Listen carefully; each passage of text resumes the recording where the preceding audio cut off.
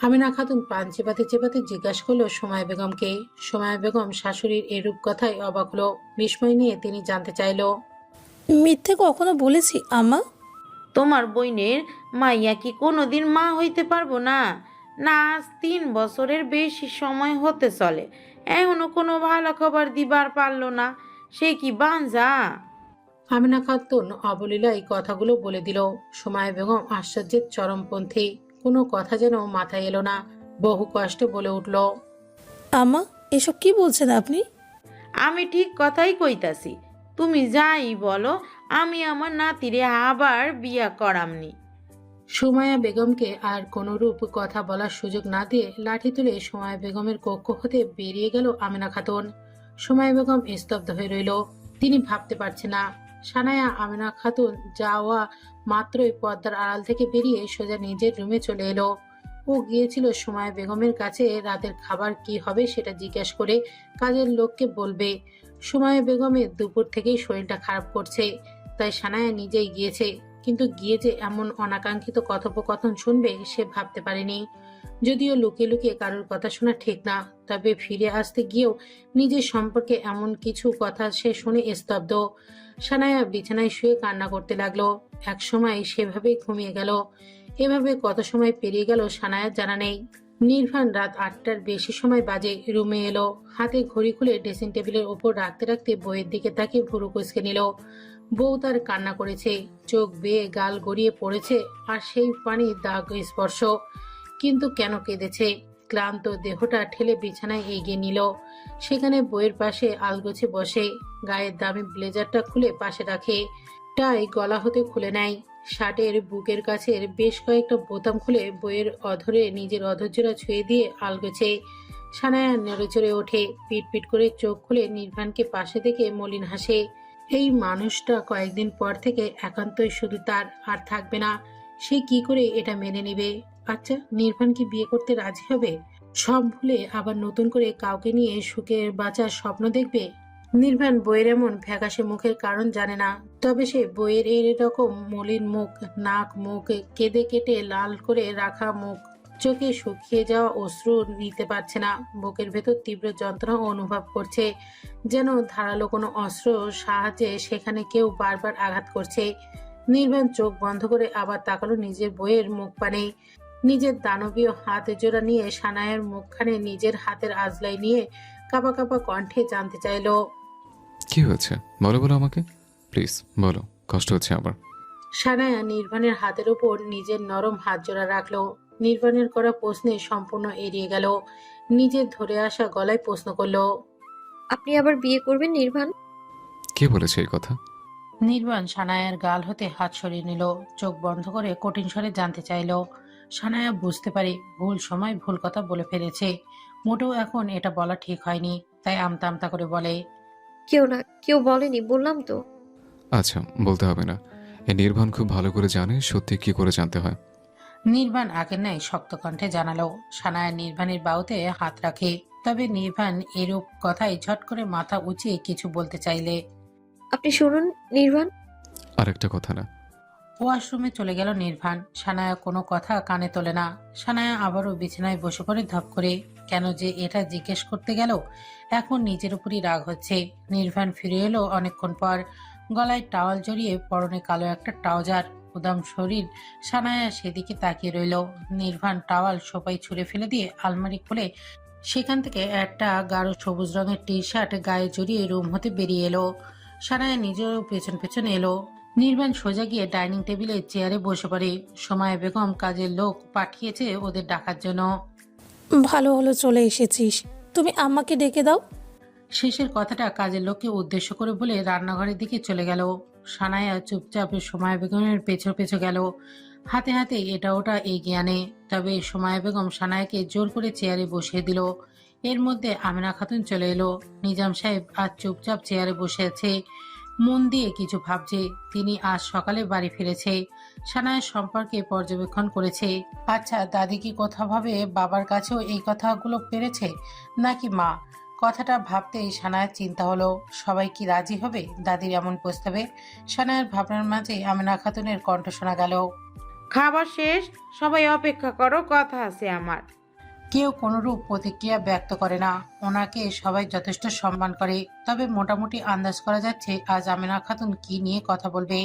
খাবার শেষে নির্বাণ আগে আগে গিয়ে টিভি ছেড়ে সবাই আয়েশ করে বসে থাকে। সানায়া সেদিকে এক পলক তাকে আবার দৃষ্টি ফিরিয়ে নিল। খাবারের থালায় খাবার সহ পানি ঢেলে উঠে রান্নাঘরে চলে গেল। সময় বেগম নিজেও খাবার না খেয়ে উঠে গেল। সানায়ের চোখ জোড়া থেকে টপ টপ করে পানি গড়িয়ে পড়ছে, তবে পাশে থাকা কাজের লোকটাও তা টের পাচ্ছে না। তবে সময় বেগম ঠিক বুঝতে পারে। কাজের লোকটাকে কিছু ইশারা করতেই তিনি রান্নাঘর ছেড়ে বেরিয়ে গেল। সময় বেগম এগিয়ে গিয়ে সানায়ার কাঁধে হাত রাখে। সানায়া তড়িঘড়ি করে পেছন ফিরতেই সময় বেগম আলগোছে সানায়ের চোখের পানিগুলো মুছে দিতে দিতে বলল, আমার ছেলে আছে, বিশ্বাস রাখ। তুমি? আমি দেখেছি তোকে। সানায়া জড়িয়ে ধরল সময় বেগমকে। সময় বেগম পরম যত্নে বুকে আগলে রাখে, তবে সেটা বেশিক্ষণ স্থায়ী হয় না। লিভিং রুম হতে ডাক পড়ে। সানায়া নিজেকে স্বাভাবিক করে নেয়। উপর উপর যতই স্বাভাবিক থাকে, কিন্তু ভেতরে ভেতরে মেয়েটা ভেঙে গুড়িয়ে যাচ্ছে। কি হবে একটু পর? দাদি কি সত্যিই চাইবে আবার বিয়ে দিতে নির্ভানকে? আর নির্ভান রাজি হবে? সানায়া এসে সময় বেগমের পেছনে সবাই পাশে দাঁড়িয়ে রইল। আমেনা খাতুন নিজের হাতের পানটা ভাঁজ করে মুখে পুরে নিয়ে একবার সানায়ের দিকে তাকিয়ে আবার নির্বাণের দিকে তাকালো। নির্বাণ টিভি বন্ধ করে অনেক আগেই, তবে হাতে এখনো রিমোটটা রেখেছে, যেটা সে খুব মনোযোগ সহকারে খুঁটিয়ে খুঁটিয়ে দেখছে। আমেনা খাতুন এবার নিজের ছেলের দিকে তাকালো, যে এখন ওনার দিকে তাকিয়ে ওনার মূল্যবান বক্তব্য শোনার জন্য। নাতিপুতি দেখতে ইচ্ছা করে। এটা কেমন প্রশ্ন মা? স্বাভাবিক নয় কি এটা? আমেনা খাতুনের প্রশ্নে নিজামুদ্দিন ভ্রুকুচকে জানতে চাইল। আমেনা খাতুন নিজের হাতের চুনটা একটু মুখের ভেতর লাগিয়ে নির্বাণের দিকে তাকিয়ে বলল, নাতিপুতি দেখতে চাইলে ছেলের বিয়া দাও আবার। আম্মা, আমি আগেও বলেছি এটা সম্ভব না। সময় বেগম বিরক্ত চোখ মুখ কুচকে বলল।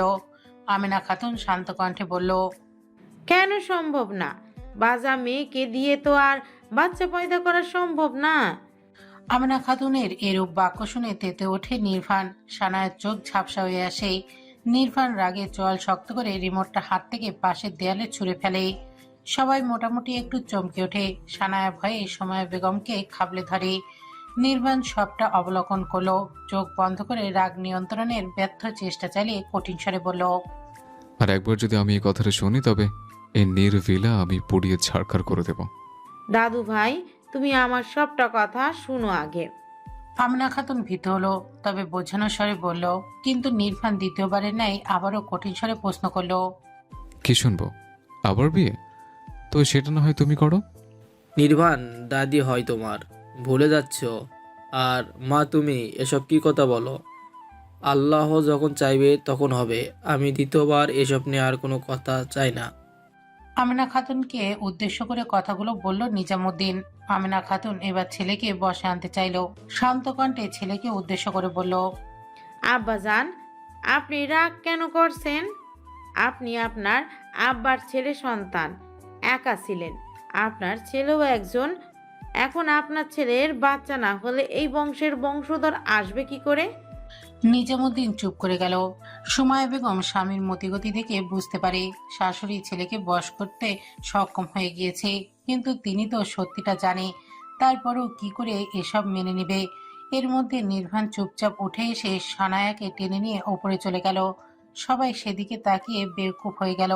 সানায়া নিজেও স্তব্ধ, কোনো বলি মুখে দিয়ে বের করতে পারে না। সুমায়া বেগম কি ভেবে মুচকি এসে রুমে চলে গেল। সাথে নিজামুদ্দিন আমেনা খাতুনকে বলল কাল এসব নিয়ে কথা বলবে। আমেনা খাতুনকে রুমে যেতে বলে তিনিও চলে গেল স্ত্রীর পেছনে। রাতে নির্বাণ সানায়ার সাথে কোনো রকম কথা বলল না। সানায়া অনেকবার চেষ্টা করেছে, কিন্তু নির্বাণ কোনো প্রতিক্রিয়া করলো না। তবে বউকে বুকে আগলে নিয়ে রেখেছিল ঠিকই। সানায়া অনেকক্ষণ ছটফট করেও যখন কোনো লাভ হলো না, তখন সে নিজেও ঘুমিয়ে পড়ল। সানায়ার নিঃশ্বাসের শব্দ ঘন হতেই নির্বাণ চোখ খুলল। বইয়ের মাথায় চুমু খেয়ে বিড়বিড় করে বলল, যেখানে তোমার সম্মান নেই, সারাক্ষণ তোমাকে আতঙ্ক থাকতে হয়, নিজের ইচ্ছে অনুযায়ী কিছু করতে পারো না, নিজের মতামত প্রকাশ করতে পারো না, তোমাকে সেখানে থাকতে হবে না বউ। সকালে ঘুম ভেঙে সানায়া অবাক হয়ে গেল। চারিপাশে তাকে বুঝতে পারে তারা নির্ভিলায় নেই, নির্বাণের বিশাল বহুল ফ্ল্যাটে রয়েছে। কিন্তু সানায়া এটা বুঝতে পারছে না ও এখানে কিভাবে এলো। ওরা তো বাড়ি ছিল। আর নির্ভান কোথায়? নির্বাণ, নির্বাণ। সানায়া একটু জোর গলায় ডাকলো দরজার দিকে তাকিয়ে। নির্বাণ হয়তো রান্নাঘরে। সাথে সাথে রুমের বাইরে হতে নির্বাণ জানালো, আমি এখানে ফ্রেশ হয়ে গেছি, এসো।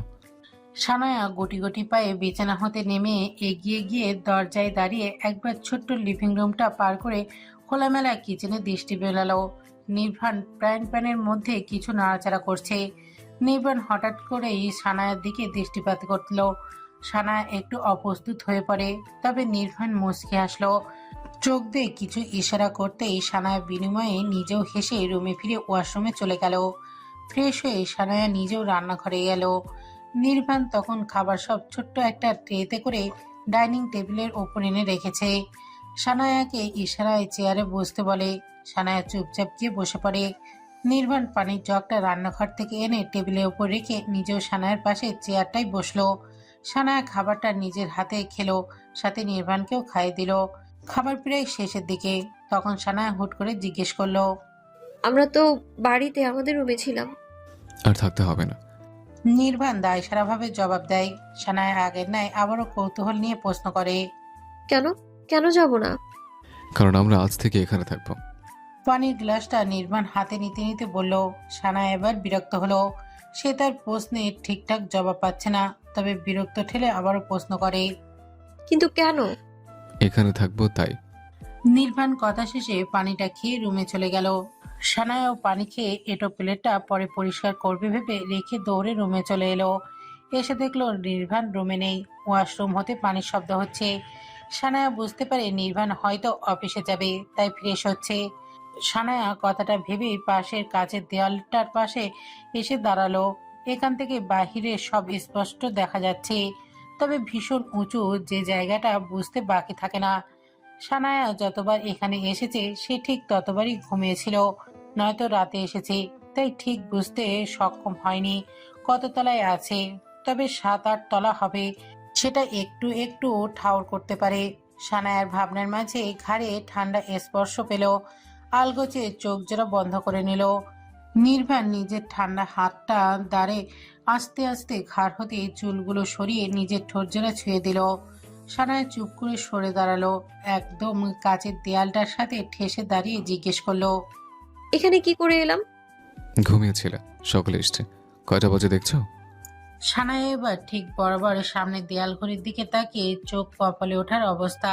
হাঁ করে তাকে রইল সেদিকে। নির্বাণ এবার একটু এগিয়ে এলো সানায়ার নিকট। দেয়ালের দুদিকে 2 হাত রেখে মাঝে সানায়াকে বন্দি করে নিল। সানায়া নড়ে চড়ে দাঁড়ালো, মিনমিন করে বলল, সকাল 10:30। আমরা 8টা বাজে এখানে এসে পৌঁছেছি। নির্বাণ জানালো। সানায়া ফের একটু অপ্রস্তুত হলো।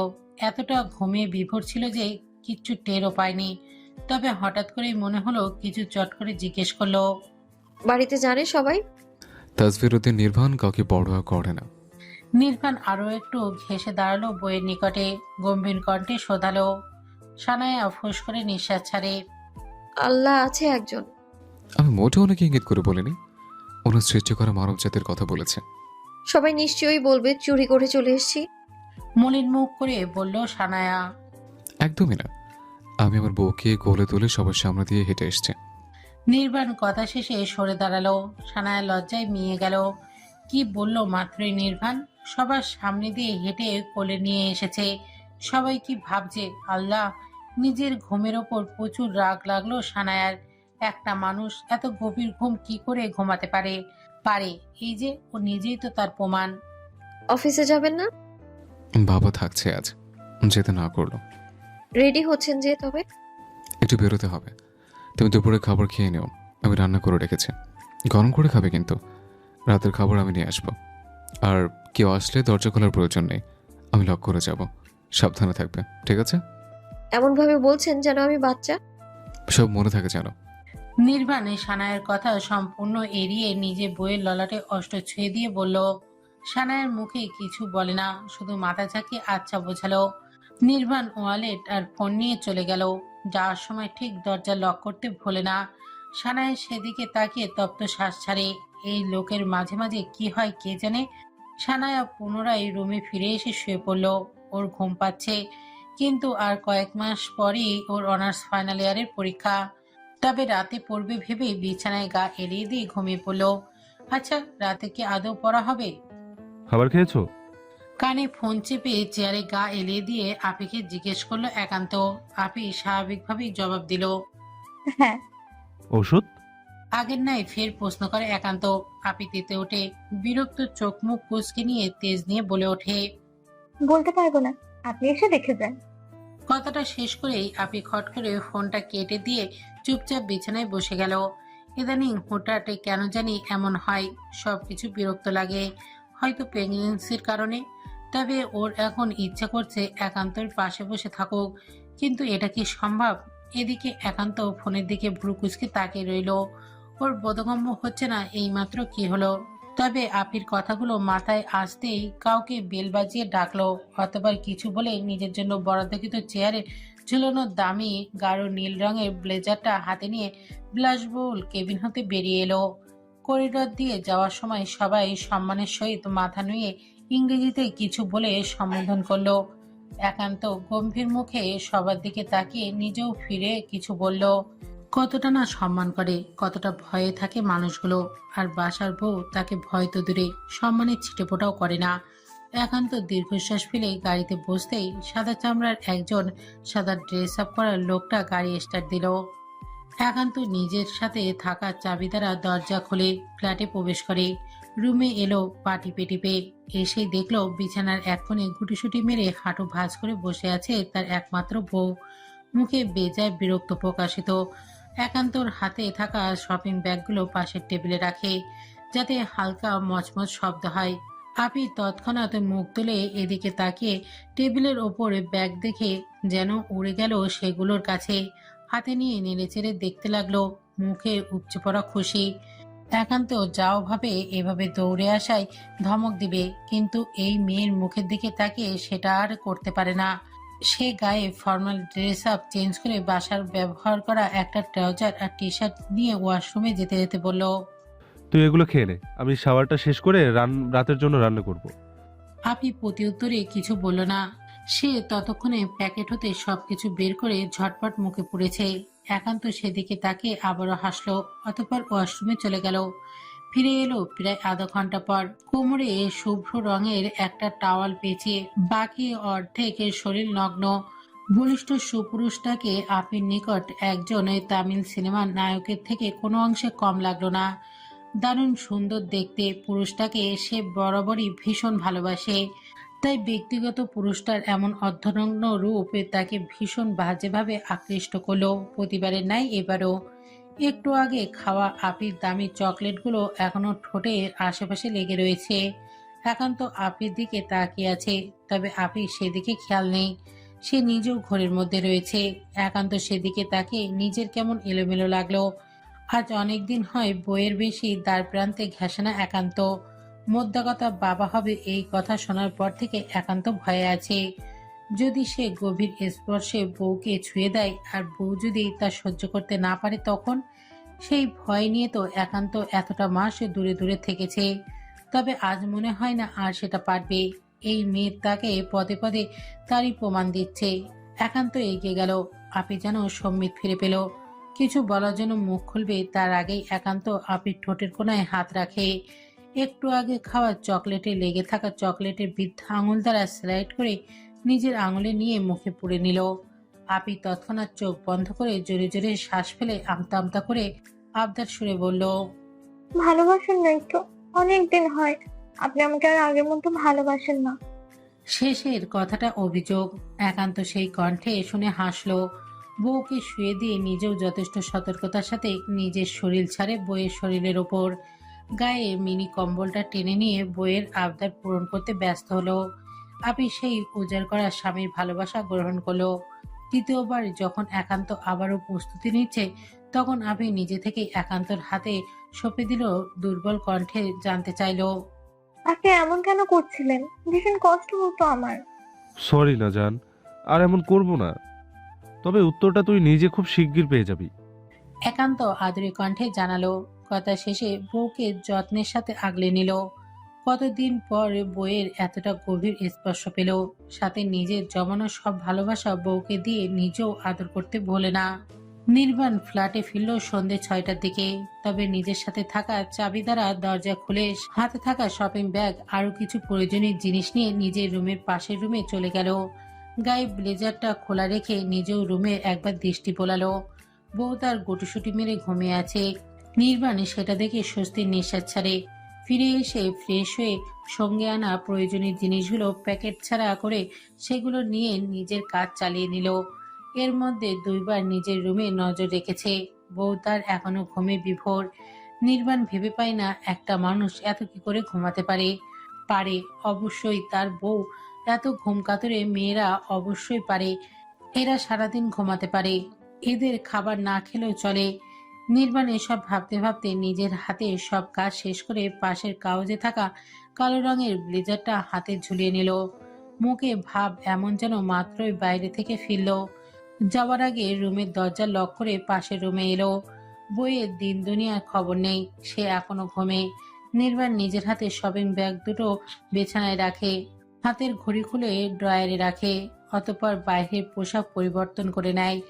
আবারও হালকা ফ্রেশ হয়ে এসে বইয়ের মাথার কাছে বসে সানায়ার মুখের ওপর পড়ে থাকা এলোমেলো ছোট্ট ছোট্ট চুলগুলো কানের পিঠে গুজে দিয়ে নিজের অষ্টদয় ছুঁয়ে দিল। সানায়া হালকা নড়ে আবার ঘুমিয়ে পড়ল। রাত এখন 8টা বাজেনি। হঠাৎ সেন্টার টেবিলের উপরে থাকা নির্বাণের ফোন টুক করে শব্দ করে নির্বাণ কিভাবে ফোনটা না দেখে রুম হতে বেরিয়ে এসে মেন দরজা খুলে খাবারগুলো রিসিভ করলো। অতবার রান্নাঘরে গিয়ে সেইগুলো প্লেটে করে নিয়ে পানি সহ হাতে করে রুমে ফিরে এলো। সানায়া ততক্ষণে উঠে বসে আছে। রান্নাঘর হতে আওয়াজ পেয়ে বুঝতে পারে নির্বাণ এসেছে, তাই উঠে এগিয়ে গিয়ে দেখার প্রয়োজন মনে করেনি। এই মানুষটার যতই ব্যস্ত থাকুক, সানায়ার বিশ্বাস দিন শেষে ঠিকই তার কাছেই ফিরবে। নির্বাণ খাবারগুলো রেখে সানায়ার দিকে তাকিয়ে কিছু বলতে গিয়েও বলে না। কি ভেবে নিজ ওয়াশরুমে গিয়ে মগে করে পানি আনে। ব্যালকনি হতে টাওয়াল এনে সেটা ভিজিয়ে বইয়ের মুখ মুছে সুন্দর করে গলার নিচে হাত মুছে দিল। সানায়া নিজেও চুপচাপ থাকলো। বেশি ঘুমালে শরীর খারাপ লাগে, যেমন সানায়ার এখন লাগছে। তাই তো নির্বাণ কাজে বাধা প্রদান করে না। মগ ওয়াশরুমে আর টাওয়াল ব্যালকনিতে মেলে দিয়ে এসে খাবারের থালা হাতে নিয়ে বউকে খাইয়ে দিল, সাথে নিজেও খেয়ে নিল। খাবার শেষে একটা প্যাকেট নির্বাণ সানায়ের হাতে দিয়ে এটো প্লেটটা নিজেই কিচেনে রাখতে গেল। এদিকে সানায়া প্যাকেট হাতে নিয়ে সেটা নেড়েচেড়ে দেখলো। প্যাকেটটার ভেতরে একটা সাদা রঙের গাউন রয়েছে, যেটা দেখেই সানায়ার চোখ কপালে ওঠার মতো অবস্থা। জামাটার হাতা নেই, একদম ছোট ছোট কাঁধ অব্দি, সাথে ওড়না বা প্যান্ট নেই যেটা পরে নিজেকে আড়াল করবে। সানায়া মনক্ষুণ্ণ হলো, এটা কি করে পরবে, কিন্তু ফিরিয়ে দিতে ইচ্ছা করছে না। বেশ সুন্দর হয়েছে বলা চলে, সাথে প্রিয় মানুষটা দিয়েছে বলে কথা। শুধু সমস্যা একটা ওড়না হলে ভালো হতো। তবে সানায়া ভাবলো আলমারি থেকে একটা সাদা রঙের ওড়না ঝুলিয়ে নিবে গলায়। বলা তো যায় না কোথায় যায়। সানায়া রুমের দরজাটা হালকা করে ভিড়িয়ে গায়ে হালকা আসমানি রঙের কুর্তিটা খুলে জামাটা পরে নিল। তবে বিপত্তি বাঁধলো চেনটা আটকাতে গিয়ে, সেটা কিছু একটার সাথে আটকে আছে। সানায়ার অনেক টানাটানি করেও যখন পারল না, তখন নির্বাণকে ডাকলো। নির্বাণ পাশের রুমেই রেডি হয়ে কেকটাকে সাজাচ্ছিল, কিন্তু বইয়ের কণ্ঠ শুনে হাতে লাইটার রেখে ওই রুমে এলো। নিজেও শুভ্র রঙের স্যুট পরে রেডি হয়েছে। সানায়া মিররে সামনে দাঁড়িয়ে চেনটা লাগানোর চেষ্টা করছিল, কিন্তু মিররে নির্বাণকে দেখে থমকে গেল। আজ যেন একটু বেশি সুদর্শন দেখাচ্ছে পুরুষটাকে। নির্বাণ এগিয়ে গেল বইয়ের উন্মুক্ত পিঠের দিকে, দৃষ্টি রেখে নিজের হাতটা রাখলো উন্মুক্ত পিঠে। সানায়া অমনি কেঁপে উঠল, চোখ বন্ধ করে নিল। নির্বাণ হাসলো সেদিকে তাকিয়ে।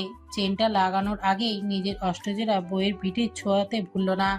চেনটা লাগিয়ে নির্বাণ সানায়ার কানের কাছে নিজের মুখটা এগিয়ে নিল। সানায়ার চোখ তখনও বন্ধ। নির্বাণ বইয়ের ঘাড়ে আবারও অষ্ট ছুঁয়ে দিয়ে ফিসফিস করে বলে উঠল, মিসেস নির্বাণ, দারুণ সারপ্রাইজ অপেক্ষা করছে আপনার জন্য। চলুন চলুন। আমার বাচ্চা বউ দেখতে দেখতে 22 বছরের প্রাপ্তবয়স্ক নারীতে পরিণত হলো। সানায়া নির্বাণের কথা শুনে মুচকি আসলো। সে ভুলেই গিয়েছিল আজ ওর নিজের জন্মদিন। ঘুরে ঘুরে রুমটা দেখতে লাগলো। বেশ সুন্দর করে সাজিয়েছে নির্বাণ রুমটাকে। আর নির্বাণ বউকে দেখছে। মেয়েটা ওড়না নিতে চেয়েছিল, তখন নির্বাণ নিতে দেয়নি। বউ তার বাসায় তার বউকে যেভাবে খুশি সেভাবে দেখবে। বউ নিজে সেটাই কেন বাধা দিবে? বাধা দিলেও নির্বাণ মানার পাত্র নাকি? ওড়না পড়তে দেয়নি, চুলেও নিজে খোপা করে বেঁধে দিয়েছে। বইয়ের রূপ তাকে এখন দিশেহারা করছে। মনে হচ্ছে একটু গোছগাছ করে দেওয়া তখন ভালো ছিল। কি দরকার ছিল তখন এভাবে থাকতে দেওয়ায়? এমন অনুভূতি হবে আর নিজের এমন দশা হবে জানলে অন্য নয় শাল দিয়ে একদম মুড়িয়ে নিত। নির্বাণ চোখ বন্ধ করে ঘাড় নাড়ে ডানে বামে, নিজেকে স্বাভাবিক করার প্রয়াস চালায়। এগিয়ে গিয়ে লাইটার হাতে নিয়ে তখন ফেলে যাওয়া অসম্পূর্ণ কাজ সম্পূর্ণ করতে ব্যস্ত হয়। সানায়া তখন পাশে ক্যান্ডেলগুলোর আশেপাশে ছড়িয়ে রাখা গোলাপের পাপড়িগুলোকে ছুঁয়ে ছুঁয়ে দেখছিল। কিন্তু নির্বাণকে বাকি ক্যান্ডেলগুলো জ্বালাতে দেখে নিজে এগিয়ে আসে নির্বাণের হাত থেকে লাইটার নিল। নির্বাণ দিয়ে দিল। এগিয়ে গিয়ে সেন্টার টেবিলে থাকা কেকের বক্স থেকে বের করে সেটা সাজালো। সানায়া ততক্ষণে সারা রুমের ক্যান্ডেল জ্বালিয়ে দিয়েছে। নির্বাণ কেক সাজানো শেষে সানায়াকে নিয়ে কেক কাটে। সানায়ার হঠাৎ মনটা কিছু ভেবে খারাপ হলো। সে পা গুটিয়ে বসে পড়ল বিছানার একপাশে। নির্বাণ তখন কফি আনতে গিয়েছিল, তবে ফিরে এসে বইয়ের এমন রূপভাব দেখে কিছু আন্দাজ করতে পারে। অবশ্য পারারই কথা। এগিয়ে গিয়ে কফির মগ সানায়ার হাতে দিল। ইশারায় কফিতে চুমুক দিতে বলে নিজে একটু গা ঘেঁষে বসলো বইয়ের। সানায়া কোনো প্রতিক্রিয়া করে না, সেভাবেই বসে থাকে। সবার কথা মনে পড়ছে আমার। সানায়া মিনমিন করে জানালো। নির্বাণ শুনল সানায়ার হাত হতে কফির মগে চুমুক দিয়ে ধীরে সুস্থে বলল, না পড়াই ভালো। যারা তোমাকে ভালোবাসে না তাদের মনে আসতে না দিলে জীবন সুন্দর। যারা ভালোবাসে তাদের আঁকড়ে ধরতে শেখো। ওখানে থাকলে বাবা মা ভাইও আসতো। তাছাড়া দাদি ভালোবাসে আমায়, কিন্তু কেউ চাইবে না তার বংশ নির্বংশ হোক। তাই দাদির চাহতে আমার মনে হয় না কোনো ভুল আছে। সাফু, নির্বাণ ধমকের সুরে কিছুটা জোরে বলে ওঠে। সানায়া বেশ চমকালো। নির্বাণ ওকে কখনোই সাফরিন নামে ডাকে না। যখন রেগে যায় তখন এই সানায়া না বলে সাফরিনকে কেটে কুটে ছোট করে সাপও বলে ডাকে। তবে কি নির্বাণ ওর কথায় রেগে গেল? সানায়ার ভাবনা সত্যি হলো। নির্বাণ ওকে খাবলে ধরলো, কফির মগ টেনে আগে মেঝেতে ফেলে দিয়ে ওকে বিছানায় ধাক্কা দিয়ে ফেলে দিল। উন্মাদ হলো যেন। সানায়া ভীষণ কষ্ট সাথে অভিমানে টইটম্বর হলো দেহ মন জুড়ে। নির্বাণ হঠাৎ থেমে গেল। সানায়ের ওপর হতে উঠে পাশে বালিশে মাথা রেখে শুয়ে চোখ বন্ধ করে মাথার নিচে একটা হাত রেখে আর এক হাতে চোখের উপর সহ কপালে রেখে চুপ করে রইল। তবে জোরে জোরে শ্বাস নেওয়ার শব্দ হলো। সানায়ার পাশ হতে বুঝতে পারে নির্বাণ রাগ নিয়ন্ত্রণের চেষ্টা করছে। জামার চিকন হাতাগুলো আগের ন্যায় ঠিকঠাক করে উঠে বসে। নির্বাণের বুকের ওপর মাথা রেখে শুয়ে পড়ল। নির্বাণ তখনও অনড়। সে নির্বাক বউ তার এসব কথা মাথায় আনে কি করে? যেখানে দাদির ভাবনাটাই ভুল। যদি দাদির কথা মতো তেমন হতো তবে না হয় মানা যেত, কিন্তু সবটা নিজের হাতে তো সে নিজেই শেষ করেছে। তাহলে সে কি করে এসব মেনে নেবে? দোষ তার, অথচ কষ্টটা বউ পাচ্ছে। যদিও দোষটা নির্বাণের না। হয়তো সানায়া যদি সত্যি কখনো গর্ভধারণ না করতে পারত তাহলেও সে কখনো দ্বিতীয় কারোর কথা ভাবতো না। আর যেখানে বউ তার গর্ভধারণের ক্ষমতা রাখে সেখানে এসব বিষয় ভাবাও যে তার জন্য কষ্টদায়ক। কিন্তু এই মেয়ে কি সেটা বোঝে? নির্বাণের ভাবনার মাঝেই সানায়ের কাতর কণ্ঠ শোনা গেল। নির্বাণ, নির্বাণ, সরি না, আর এসব বলবো না। হ্যাঁ, প্লিজ কথা বলুন। আজ লাস্ট বার। আর কখনো যদি এসব মুখে এনেছ তো এমন হাল করবো না, স্বামীকে দ্বিতীয় বিয়ে করানোর স্বাদ মিটে যাবে। নির্বাণ হিসিয়ে বলে উঠল। সানায়া হাসলো। ডেট মিস গিয়েছে এই মাসে, তবে সেটা নির্বাণকে বলল না। আরো এক সপ্তাহখানেক পার হলে জানাবে ভাবলো। তাই নির্বাণ গভীর ভালোবাসায় মত্ত করতে চাইলেও সানায়া সেটা হতে দিল না। খুব অল্পতেই নির্বাণকে থামিয়ে দিল। নির্বাণ ভাবলো বউয়ের ভালো লাগছে না, তাই বেশি ঘাটালো না। বউকে জড়িয়ে ধরেই ঘুমিয়ে গেল। আপনি বিছানায় বসে আছে। একান্ত পাশের বালিশে হেলান দিয়ে বসে ল্যাপটপে কোলে নিয়ে সেটার স্ক্রিনে তাকিয়ে আছে। হাতের আঙুলগুলো অনবরত চালাতে ব্যস্ত। আপির পেটটা বেশ উঁচু হয়েছে, অবশ্য হওয়ারই কথা। 9 মাস ভরা পেট বলে কথা। আপির হাতে একটা টক জাতীয় কিছু, যেটা কিছুদিন আগেই সময় বেগম পাঠিয়েছে বাংলাদেশ থেকে। যদিও এইসব খাবার খাওয়া বেশি ঠিক না, তবে আফির এই হাবিজাবি খাবারগুলোই বেশি খায়। এখন পেটটা ব্যথা করছে, কিন্তু একান্তকে বলা যাবে না, পাগল হয়ে যাবে। তবে এই লোক। আপি হাতের খাবারটা পাশের সেন্টার টেবিলে রাখে, একটু কাঁধ হয়ে শুয়ে পড়ল। একান্ত সেদিকে একবার তাকিয়ে চিন্তিত কণ্ঠে জানতে চাইল। শরীর খারাপ লাগছে? দেখ, যদি কষ্ট হয় বলে বলে দাও আফি। তেমন কিছু না, এমনি ঘুমাবো। আচ্ছা। একান্ত আবার কাজে মনোযোগ দিল। আজ 1 মাসের বেশি সময় হয়েছে সে অফিসে যায় না।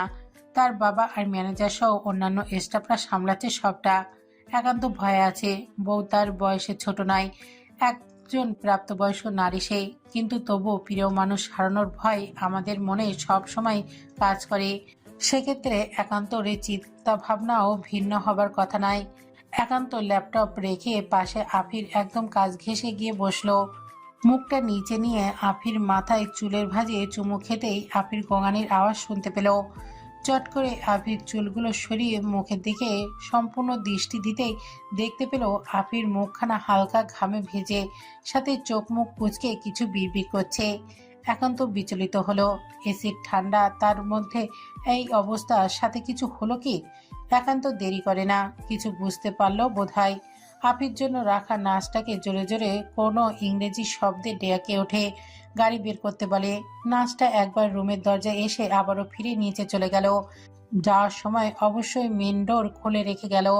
একান্ত আফিকে কোলে তুলে নিয়ে দৌড়ে লিফটের মধ্যে গেল। নাচটা তখন দাঁড়িয়ে আছে সেখানে। আধুনিক প্রযুক্তি ব্যবহারে তিনি গাড়ির ড্রাইভারকে জানিয়ে দিয়েছে গাড়ি বের করতে। একান্ত আর আফি যে বিল্ডিংটায় থাকে সেটা খুব বেশি উঁচুতে নয়, তবে উন্নতশীল, তাই লিফটে বেশিক্ষণ আটকে রাখতে হয় না। একান্ত পেছনে বসে আপিকে বুকে জড়িয়ে নিল। ড্রাইভার গাড়ি স্টার্ট দিতেই একান্ত নাচটার উদ্দেশ্যে উত্তেজিত অস্থির কণ্ঠে ইংরেজিতে কিছু জিজ্ঞেস করলো। নাচটা সম্মতি জানালো। আপি ততক্ষণে পুরো অচেতন হয়ে পড়েছে। তার চোখ জোড়া ঝাপসা হয়ে এলো। তার মধ্যে একান্তর অস্থির, চিন্তিত ভয়ে মুখটা ঝাপসা দেখতে পেল, যে মুখটায় প্রিয়জনের সুস্থতা আর নতুন অতিথির নিজের অস্তিত্ব না হারানোর আবেদন রবের প্রতি। আচ্ছা, একান্তর আবেদন কি রব মঞ্জুর করবে? আমেনা খাতুন অসুস্থ। আজ সকালেই ফোন করে সময় বেগম জানিয়েছে সানায়াকে। ওরা এই বাড়ি থেকে চলে এসেছে আজ প্রায় 1 বছর হতে চলেছে। সবার সাথে মোটামুটি কথা হয় টুকটাক, তবে আমেনা খাতুনের কথা বলে না। সানায়া অনেকবার চেষ্টা করেছে কথা বলার জন্য, কিন্তু বিশেষ লাভ হয়নি। আমিনা খাতুন রেগে আছে, কিছুতেই কথা বলবে না। ওনার সেই একটা কথা, নাতিকে আবার বিয়ে দেবে, কিন্তু নাতি তো এসবের দ্বার প্রান্তে নেই। সে নিজেও মায়ের সাথে কথা বলে, দাদির খোঁজ খবর নাই, কিন্তু সে সানায়াকে কড়াকড়িভাবে নিষেধ করেছে যাতে দাদির সাথে কথা বলতেও কোনোরূপ গভীর কথায় না জড়ায়। নির্ভান জানে দাদি তার ধূর্ত মানুষ, কখন কোন কথার জালে তার বউকে ফাঁসিয়ে কি করে বসে তার ঠিক নেই। এই 1 বছরে নির্ভান সানায়াকে নিয়ে কোথাও যায়নি, আর যদিও গিয়েছে তাও আশেপাশে রাত গভীর না হতেই বাসায় ফিরে এসেছে। তার কারণ অবশ্য রয়েছে। তাদের অস্তিত্ব দ্বিতীয়বারের ন্যায় এসে এবং তাদের দেখা না দিয়ে চলে গিয়েছে। কয়েক মাস ছিল বয়স, এই তো মাত্রই 6 সপ্তাহ হয়ে গিয়েছিল। শুধুই একটা রক্তের খণ্ড ছিল, এতেই তো তাদের আরো যত হাহাকার। কেন এলো আবার, যদি না তাদের হাতে ধরা দেবে? প্রথমবার তো অ্যাক্সিডেন্ট ছিল, তাই না হয় চলে গিয়েছিল, কিন্তু এবার কেন এমন হলো? আল্লাহ কি তাদের পরীক্ষা নিচ্ছে? সানায়ের মনে প্রশ্নগুলো ঘুরপাক খাচ্ছিল। ঠিক তখনই পুরুষালী ভরাটের কণ্ঠে নির্বাণ রুমে প্রবেশ করতে করতে বলল, রেডি হও, চলো চলো। কোথায় যাব? সানায়া অবাক নয়নে তাকিয়ে জানতে চাইল। নির্বাণ উত্তর করে না। আলমারিতে খুলে সেখান থেকে বোরখা হিজাব এনে পরিয়ে দিতে লাগলো। সানায়া এর মধ্যে আরো কয়েকবার জানতে চেয়েছে কোথায় যাচ্ছে, তবে নির্বাণ কোনো জবাব দেয়নি। তাই সানায়া চুপচাপ থাকলো। নির্বাণ সানায়াকে নিয়ে সোজা বাড়িতে চলে এলো। গাড়ি থেকে নেমে নির্বাণ আগে পরে বউকে কোলে তুলে নিয়ে বাড়ির পথে হাঁটা ধরে। ড্রাইভিং সিটে স্বামী ছিল, সে নিজেও নির্বাণের পেছন পেছন বাড়িতে প্রবেশ করে। রাত অনেকটা হয়েছে। একা একটা ফ্ল্যাটে 5 বছরের ছেলে আর বউ একা রয়েছে। যত সম্ভব তার রাগী স্যারকে ঠান্ডা করে বাসায় ফেরাতে হবে। নির্বাণ বাড়ির ভেতরে এসেই বউকে সবার সামনে দিয়ে ওপরে নিজের রুমে চলে গেল। সবাই তখন খেতে বসেছিল। এখানে একান্তর বাবাও রয়েছে, তিনিও দেশে এসেছে। দেশে কি কাজ রয়েছে, সাথে ছেলের কোম্পানি বাংলাদেশে আনার জন্য অনেক কাঠখড় পোড়াতে হয়েছে। আপাতত শাখা আনতে পেরেছে, তবে পুরো কোম্পানি দেশে স্থাপন করতে আরো সময় লাগবে। সবাই খাবার খাওয়া বন্ধ করে ওপরে গেল স্বামীর পেছন পেছন। নির্বাণ রুমে এসেই বউকে রেখে হাতের ঘড়ি খুলে রাখতে রাখতে আমেনা খাতুন সহ সবার রুমে প্রবেশ করে। নির্বাণ তখন গায়ের ব্লেজার খুলে সোফায় রাখে। দাদি ঠিক বরাবর দাঁড়িয়ে শক্ত মুখ করে বলে ওঠে, চুরি করে যায়নি, সেটা আবার প্রমাণ করে দিলাম। আশা করি এবার আমার কোনো সমস্যা নেই, বউ এখানে থাকবে আর আমার ঘর আলো করে আমার রাজকন্যা খুব শীঘ্রই আসবে ইনশাল্লাহ। তখন তোমার এই ভোতা মুখটা আমি দেখে নেব, আর বিয়ের কোনো কথা হলে আমি তোমার বিয়ে দিয়ে দেব, পাক্কা প্রমিস। নির্বাণের এরূপ কথায় সবাই হেসে ওঠে। সানায়া তখন চুপচাপ উঠে গিয়ে সুমাইয়া বেগমের পেছনে চুপটি করে দাঁড়িয়ে আছে। আমেনা খাতুন হন নিয়ে ঘর ছেড়ে বেরিয়ে গেল। খেপেছে বেশ বোঝা যাচ্ছে, তবে নির্বাণ সেদিকে পাত্তা দেয় না। মায়ের দিকে তাকে কিছু ইশারা করতেই সুমাইয়া বেগম চলে গেল। শামীম তখন অসহায় মুখ করে এক কোণে দাঁড়িয়ে আছে। বউ তার আজ বাসায় জায়গা দিলে হয়। নিজামুদ্দিন সেদিকে তাকিয়ে শামীমের জন্য মায়া হয়। ছেলের দিকে একটু গম্ভীর মুখ নিয়ে তাকিয়ে বলে ওঠে, ছেলেটাকে বাড়ি যেতে দাও, তোমার তামাশা দেখার জন্য আমরা সবাই আছি। কথাটা বলেই নিজামুদ্দিন একদণ্ড দেরি না করে পাঁচালে স্থান ত্যাগ করে। ছেলে তার ভীষণ পাজি, এতক্ষণ দাদিকে ধুয়েছে, কখন আবার বাপকে ধুতে চলে আসে তার ঠিক নেই। তিনিও তো নিম্ন রাজি ছেলেকে বিয়ে দিতে, তাই ঝড় ওনার ওপরেও আসতে পারে। নিজামুদ্দিনের পেছন পেছন একান্তর বাবাও চলে গেল। রুমে শুধু শামীম রয়েছে। স্যার অনুমতি না দিলে সে এক পাও নড়বে না। সানায়া তখন চুপ করে দাঁড়িয়ে আছে। নির্বাণ বইয়ের দিকে একবার তাকিয়ে শামীমের দিকে তাকালো। গম্ভীর কণ্ঠে হুকুমের স্বরে বলল, বাড়ি যাও, অফিসে টাইমলি পৌঁছে যাবে কাল। নির্বাণের কথার বিপরীতে জানালো শামীম। অতবার চলে গেল। নির্বাণ নিজেও ওয়াশরুমে চলে গেল। সানায়ার রুমটাই চোখ বোলালো। ঠিক যেমন রেখে গিয়েছিল তেমনই রয়েছে, যেন খুব যত্ন করে কেউ গুছিয়ে রেখেছে। আচ্ছা, তবে কি সবাই জানতো ওরা আজ বাড়ি আসবে? তাহলে ওকে কেন নির্বাণ জানায়নি? সানায়ার ভাবনার মাঝে একজন কাজের মেয়ে এলো। আগে ছিল না এই মেয়েটা, হয়তো নতুন এসেছে। মেয়েটা সানায়ার থেকে অনুমতি নিয়ে রুমে প্রবেশ করে খাবারগুলো রেখে আবার চলে গেল। সানায়া আলমারি খোলে, সেখান থেকে আগের পরা একটা রাতের পোশাক নিল। নির্বাণ ফ্রেশ হয়ে এলে সানায়া গেল ফ্রেশ হতে। নির্বাণ নিজেও হাতের টাওয়ালটা রেখে গায়ের কালো শার্টটা খোলে সাদা একটা সিলভার ড্রেস এর শার্টের গায়ে জড়িয়ে নিল, যেটা দিয়ে ফর্সা শরীরের ভাঁজগুলো স্পষ্ট বোঝা যাচ্ছে। খাবার শেষ করো। সানায়া ওয়াশরুম থেকে এসে সোজা বিছানায় গিয়ে শুয়ে পড়ল। নির্বাণ সেদিকে একবার তাকিয়ে খাবারগুলো প্লেটে নিয়ে সোফায় বসে গম্ভীর কণ্ঠে হুকুম জারি করলো। সানায়া অনর কোনো নড়চড় করে না। অভিমান হচ্ছে ওর। কোনো কিছু নির্বাণ ওকে জানায় না। ওর কি জানার অধিকার নেই? নিজের মর্জি অনুযায়ী সব করে। হুম, আমি আমার ইচ্ছে মতো সব করি, তবে সেটা আমাদের ভালোর জন্য। আমার নিজেকে প্রয়োজনহীন মনে হয়। সানায়া শোয়া থেকে উঠে বসে বলল। নির্বাণ এবার সম্পূর্ণ দৃষ্টি বইয়ের মুখের উপর রেখেই বলল, মোটেও না, তোর প্রয়োজন আমার জীবনে ঠিক কতটা তা তোর ধারণাতীত। তাহলে আপনি কেন আমায় কোনো কিছু জানানোর প্রয়োজন মনে করেন না? যখন যা খুশি তাই করেন। এতে কি তোর কোনো ক্ষতি হচ্ছে? সানায়া এবার থমথমে হয়ে গেল।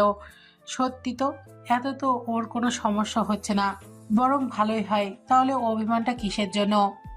আমি বলছি, একটা বাংলা প্রবাদ আছে, সুখে থাকতে ভূতে গেলে, যেটা এখন তোর উপর এফেক্ট করছে।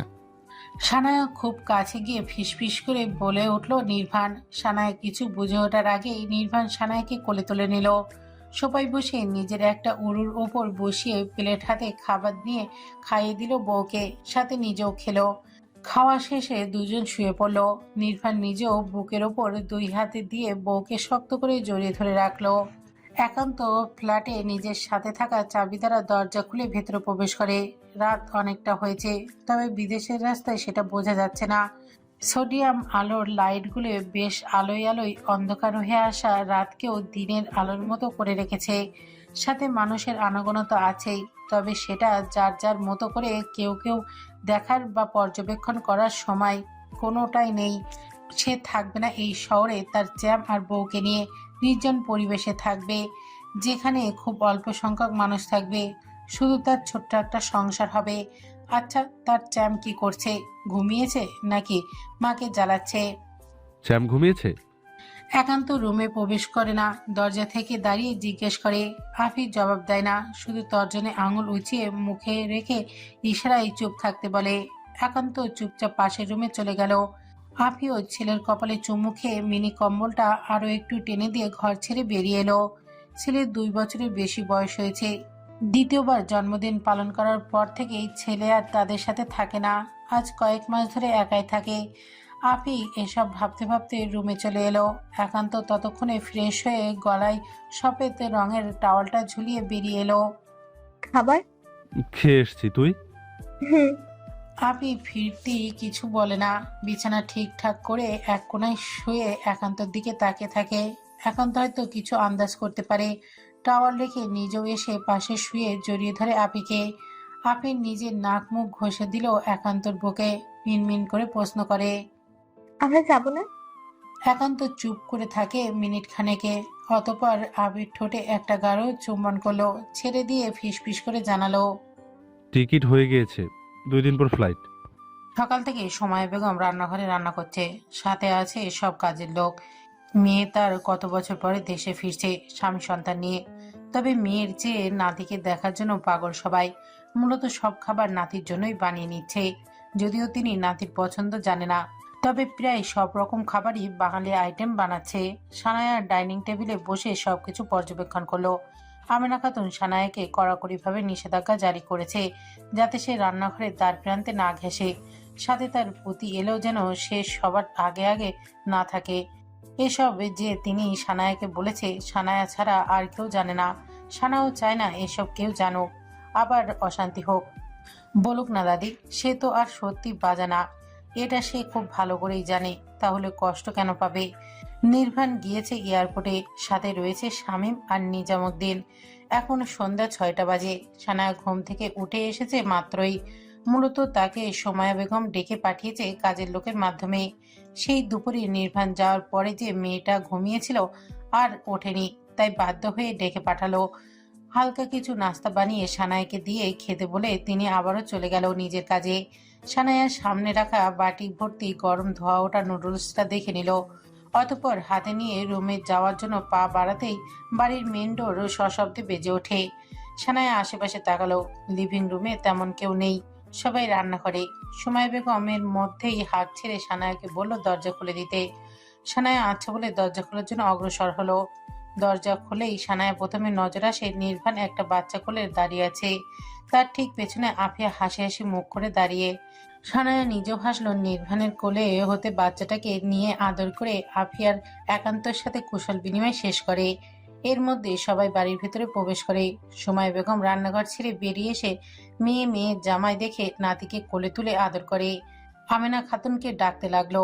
আমেনা খাতুন মাগরিবের নামাজ মাত্রই শেষ করে দ্রুত বেগে ছুটে এলো। নিজামুদ্দিন তাগাদা দিলেন ফ্রেশ হতে যাওয়ার জন্য। একান্ত চলে গেল আপিকে নিয়ে। সময় বেগম আরবিকে সানায়ের কাছে দিয়ে রান্নাঘরে চলে গেল। আমেনা খাতুন সেদিকে তীক্ষ্ণ দৃষ্টিতে তাকিয়ে রইল। নির্বাণ আছে বিদায় হয়তো কিছু বলতে পারছে না। নির্বাণ সানায়াকে নিয়ে ওপরে চলে এলো। সানায়া রুমে এসে ছোট্ট আরবির গায়ে কালো স্যুটটা খুলে দেয়। গা মুচিয়ে হালকা ফ্রেশ করিয়ে কোমরের টাওয়াল পেঁচিয়ে রুমে নিয়ে এলো। নির্বাণ তখন সোফায় বসে ফোনে কথা বলছিল, কিন্তু সানায়া আর আরবির এমন মনোমুগ্ধকর দৃশ্য দেখে সেদিকে তাকিয়ে রইল। ফ্রেশ হবেন না? হ্যাঁ, যাচ্ছে। সানায়ের প্রশ্নে হকচকে উঠল নির্বাণ। অতবার ব্যালকনি হতে টাওয়াল নিয়ে ওয়াশরুমে চলে গেল। এদিকে ছোট আরবি গম্ভীর মুখে দুজনকে পর্যবেক্ষণ করে চলেছে। আব্বু চলো, তোমাকে তোমার মায়ের কাছে দিয়ে আসি। ছোট আরবি কোনো জবাব দিল না, সে চুপ করে রইল। সানায়া আরবিকে কোলে তুলে নিয়ে রুমে হতে বেরিয়ে এলো। আফির জন্য বরাদ্দকৃত আগের রুমে উদ্দেশ্যে হাঁটা ধরে। আফির গায়ে কুর্তিটা ঠিকঠাক করে মাথায় টাওয়ালটা পেঁচাতে পেঁচাতে বেরিয়ে এলো ওয়াশরুম হতে। একান্ত তখনও ওয়াশরুমে। এরই মধ্যে সানায়া রুমে প্রবেশ করে। ওর ড্রেস দে আফি। ওখানে আছে ওর কাপড়, একটু বের করে নে। আপি সানায়াকে পাশে থাকা ছোট্ট একটা লাগেজ ইশারা করে বলল। সানায়া আরবিকে বিছানার উপর দাঁড় করিয়ে আপির কথা মতো কাজ করে। সেখান থেকে এক সেট কাপড় আরবিকে পরিয়ে দিয়ে আপিকে খাবারের জন্য নিচে আসতে বলে। আরবিকে আবার কোলে তুলে বেরিয়ে আসে। রাত প্রায় অনেকটাই হয়েছে। সবাই তখনও লিভিং রুমে বসে আড্ডা দিচ্ছে। আরবি সানায়ার কোলে ঘুমিয়ে আছে। তাই সানায়া আরবিকে নিয়ে নিজের রুমের উদ্দেশ্যে হাঁটা ধরতেই আমেনা খাতুন বাধা প্রদান করে। তিনি আরবিকে সুমাইয়া বেগমের সাথে রাখার আদেশে জারি করেন। সানায়া দিয়ে দেয়, কোনো বাধা দিল না। কি দরকার সেদে সেদে ঝামেলা করার, তার চেয়ে ভালো মেনে নেয়া। তাছাড়া দাদি ভুল এমনিতেও একদিন ভেঙে যাবে। আপি কিছু হয়তো আন্দাজ করতে পারে, তবে মুখ খোলে না। এখানে কিছু বলা ঠিক হবে না বলেই মনে করলো। সবাই যার যার মতো করে আস্তে আস্তে রুমে চলে গেল। সানায়া রুমে এসে ডয়ার হাতরে একটা যন্ত্র বের করলো। সেটা নিয়ে চট করে নির্ভার রুমে আসার আগেই ওয়াশরুমে চলে গেল। নির্ভার রুমে আসার জন্য সিঁড়ি বেয়ে উপরে আসছিল, তবে একান্ত টেনে নিয়ে ছাদে চলে গেল। একটা দিব? ছাদে এসে একান্ত পকেট হাতরে সিগারেট আর দেশলাই বের করে নিজের মুখে পুরে আরেকটা নির্বাণের দিকে এগিয়ে দিয়ে জিজ্ঞেস করলো। নির্বাণ মুচকি আসলো, মৃদু কণ্ঠে আওড়ালো। না আমি নিব, আর না তুই। কথা শেষে নির্বাণ সিগারেটের দেশলাই সব ফেলে দিল একান্তর কাছ থেকে নিয়ে। একান্ত অসহায় কণ্ঠে বলল, এটা কি করলি? আজ অনেকদিন ধরে এসবের দ্বার প্রান্তে যাই না। আজ যাও একটু। আমি ছেড়ে দিয়েছি অনেক আগে, তাহলে তুই কেন পারবি না? দুই ভাই বোন মিলে আমাকে তৃতীয় লিঙ্গের মানুষ বানিয়ে ফেলবি নাকি? তোর বোনের জন্য তো সিগারেট, ওয়াইন এসবের দ্বার প্রান্তে যেতে পারি না। একান্তর এমন কথা শুনে নির্বাণ হেসে উঠল শব্দ করে। একান্ত বেয়াকুব বনে গেল। সে কি ভুল বলেছে? সত্যি তো বলেছে। সানাকে কথা দিয়েছে কখনো এসবের দ্বার প্রান্তে যাব না। তাহলে কথার খেলাপ কি করে করি? Sorry bro, I am really sorry. Wait wait, তোকে বলছি না, আমার বউকে এটা এক্ষুনি বলতে হবে। কথাটা শেষ করে একান্ত আর এক দণ্ডও দাঁড়ালো না, দৌড়ে নিচে চলে গেল। নির্বাণ নিজেও হেলে দুলে নিচে চলে এলো। বউকে কথা দিয়েছে কখনো সিগারেট খাবে না, আর লাল পানির মাঝে মধ্যে বিপাকে পড়েও খেতে হয়, সেটার জন্য পারমিশন নেওয়া আছে। তবে নির্বাণ যত সম্ভব এড়িয়ে চলার চেষ্টা করে। নির্বাণ রুমে এসে আগেই ঘড়িতে নজর গেল। 12:30 বাজতে চলে, অথচ বউ রুমে নেই। নির্বাণ ভাবলো হয়তো আপির কাছে বা মায়ের কাছে, তাই বেরিয়ে যেতে গিয়েও থেমে গেল। ফিরে ওয়াশরুমের দরজা তাকিয়ে বুঝতে পারে সানায়া ওয়াশরুমে। কি করছো? নির্বাণ দরজায় টোকা দিয়ে জিজ্ঞাসা করলো। সানায়া কোনো জবাব দিল না। নির্বাণ ভয় পেল, কিছু কি হলো? দরজা খোলো, কি হয়েছে? অস্থির কণ্ঠে নির্বাণ বলে, আর দরজায় হাত দিয়ে শব্দ করে। সানায়া হঠাৎ দরজাটা খুলে বেরিয়ে এলো। হাতে থাকা যন্ত্রটা কোনো রকম নির্বাণের হাতে দিয়ে নির্বাণের বুকে হামলে পড়ল। নির্বাণ আকস্মিক ঘটনায় চমকে ওঠে, এক পা পিছিয়ে গেল, তবে আরেক পা পিছেবার আগেই নিজেকে শক্ত করে নিল। যত সম্ভব নিজেকে সামলে নিয়ে সানায়ার দেওয়া হাতে জিনিসটা চোখের সামনে ধরতেই মুখে হাসি ফুটে উঠল। তবে এই মুহূর্তে তা বিলীন হয়ে গেল। রোদ হয়ে আসা কণ্ঠে বলল, আগের মতো হবে না তো? আল্লাহ আছে, আমার বিশ্বাস আমাকে এবার খালি হাতে ফিরাবে না। নির্বাণ সানায়ের জন্য বাড়িতে ডক্টর ডেকেছে, যদিও সানায়া বারণ করেছে, কিন্তু নির্বাণ শোনেনি। ডক্টর সানায়াকে চেক আপ করে জানিয়েছে সম্পূর্ণ বেড রেস্ট করতে হবে, কোনো নড়াচড়া করা যাবে না, ভারী কোনো বস্তু ক্যারি করা যাবে না, সাথে নিয়মমাফিক ওষুধ সেবন করতে হবে, নয়তো এই বাচ্চাটাও টিকতে না পারে। তবে কথায় আছে না, সবকিছুর মালিক তো আল্লাহ, তবে অছিলা করতে হবে। কপালেও থাকা লাগা, চেষ্টা করাও লাগে, তাই যথাসম্ভব সাবধানে থাকতে বলা হয়েছে। নির্বাণ ডক্টরকে সম্পূর্ণ আশ্বাস দিয়েছে সে সব রকম চেষ্টা করবে, কিন্তু ডক্টর নিজেও যেন ওনার বেস্টটা দেয়। ডক্টর মুচকি হেসেছে শুধু। ছেলেটা বউকে ভীষণ ভালোবাসে, এতে কোনো সন্দেহ নেই। ডক্টর চলে যাওয়ার পর আমিনা খাতুন সানায়ের পাশে বসলেন। নিজেকে হয়তো অপরাধী ভাবছে, সানায় কিছু আন্দাজ করতে পারে। নিজের একটা হাত আমিনা খাতুনের হাতের উপর রাখে। আমিনা খাতুন নড়ে চড়ে বসলো সামান্য। বেশি নড়বার প্রয়োজন নেই, কিছু প্রয়োজন হলে আমাদের ডাক দিস। আচ্ছা দাদিজান। আমিনা খাতুন মিনমিন করে বলে। সানায়া বিনিময়ে মুচকি হেসে জানালো। আমিনা খাতুন সহ বাড়ির সবাই কম বেশি উপদেশ দিয়ে রুম ত্যাগ করে। নির্বাণ ঠিক তখন হাতে একটা ফলের থালা নিয়ে রুমে প্রবেশ করে। সানায়া সেদিকে তাকিয়ে বলল, ওয়াশরুমে যেতে হবে। ওকে, আমি সাহায্য করছি। নির্বাণ, নির্বাণ শুনুন, আমি যেতে পারবো। ফাইন। নির্বাণ হাতে থাকা ফলটা সেন্টার টেবিলের ওপরে রেখে সানায়াকে ধরতে আসলেই সানায়া বাধা দিল। নির্বাণ এক পলক বইয়ের দিকে তাকিয়ে সম্মতি দিয়ে দিল। কয়টা বাজে? এই তো হবে হয়তো রাতে 11:30টার আশেপাশে। সানায়া চোখ বন্ধ করেই শুয়ে আছে। ঘড়ির দিকে তাকাতে ইচ্ছে করছে না। পেটে ভীষণ ক্ষুধা অনুভব করে, তবে ইচ্ছা করছে না উঠে গিয়ে নিচ থেকে কিছু আনতে। 10টার দিকে অবশ্য খাবার খেয়েছে, তবে বমি হয়েছে বিদায় অল্প কিছু খেয়েই রুমে চলে এসেছে। আজ কয়েক মাস পর নিজে গিয়ে নিচে খাবার খাওয়া হয়েছে। আজ 8 মাস হয় নির্বাণ সানায়াকে নিচে যেতে দেয় না। নিচে সকালের খাবার ওপরের রুমে নিয়ে আসে আর দুপুরে সময়া বেগম খাইয়ে দেয়। রাতে অফিস থেকে ফিরে নির্বাণ রাতে নিজে সকলের রুলস মেনটেন করে। কিন্তু আজ কি হলো? দুপুরে এলো না, রাত অনেক হয়েছে, কিন্তু এখনো ফিরছে না কেন? সানায়া এতক্ষণ অভিমান হলেও এখন কেমন ভয়ের সাথে চিন্তা হচ্ছে, যা এই সময় করা মোটেও ঠিক না। সানায়া শোয়া থেকে উঠে বসে, বালিশের তলা থেকে ফোন বের করে, অতঃপর ফোন লাগায় নির্বাণের ফোনে, কিন্তু ফোন বন্ধ। পরপর কয়েকবার চেষ্টা করে সানায়া, কিন্তু কোনো লাভ হয় না। এসির মধ্যে থেকেও মেয়েটা ঘামতে লাগলো। চিন্তার অস্থিরতায় মাথা কাজ করছে না।